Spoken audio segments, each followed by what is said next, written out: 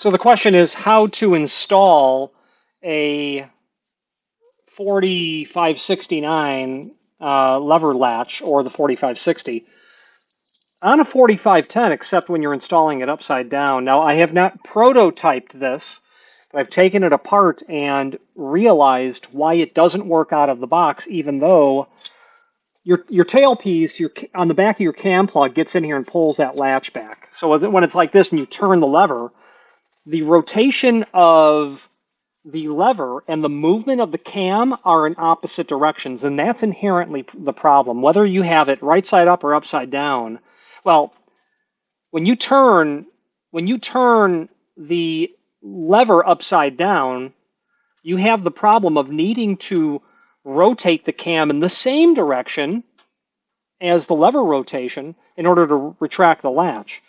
So when it's right side up and you rotate that lever clockwise, it's moving the cam on the back of the cam plug counterclockwise. We turn it upside down. I need to be able to rotate the lever in your orientation. That would be counterclockwise.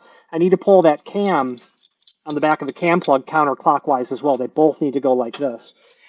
So the problem is it doesn't work that way. And the problem is because of where on the back of the cam plug it is attached.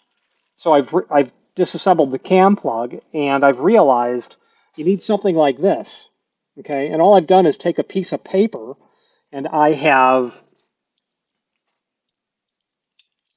going to go like this. So that when I rotate this, it's going to pull this back in the clockwise sort of orientation. Oh, that all fell out. That's what needs to happen. I can put this back together in just a second.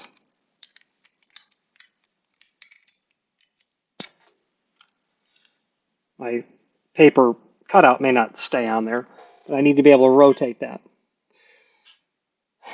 I've not prototyped this. I've not taken a piece of steel that's, say, 80 thousandths thick and put it on a grinder and then if I was going to make a tailpiece, I would take a piece of steel.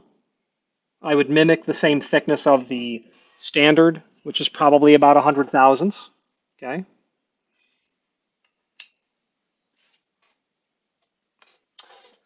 I would cut a paper template like this and make sure that it was what I thought would work.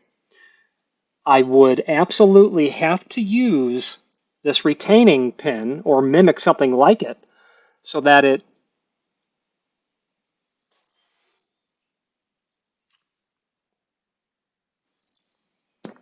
is holding. You have to have, actually you do.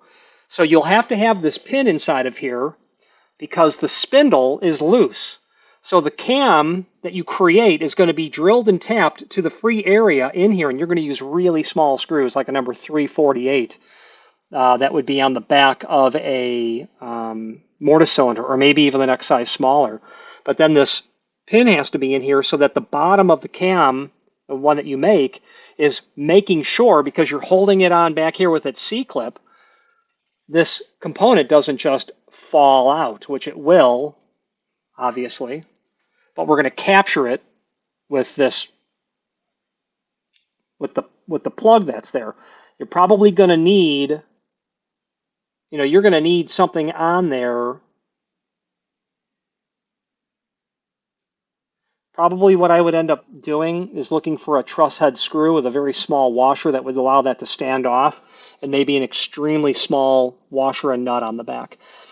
What I'm trying to say is you're going to want the underside of your cam to be held under the shoulder of this modified pin that you're going to create, such that you have this screwed to this spindle, the spindle receiver, but it's held captive underneath the shoulder of the pin that you're creating, which is held back here. Is someone going to actually build all of this? I don't know, but I am quite confident that I could certainly do it. It's kind of what I'm looking at right there. That's all there is to it. It's a concept. It's not a solution, meaning here are the parts, make it happen. But I think it's a concept, and you could from this build a proof of concept because The proper way that this is going to otherwise work when you invert that, as you've discovered, is the only way to get the cam plug to move clockwise is to rotate the lever counterclockwise, and that's the inherent problem. Thank you very much.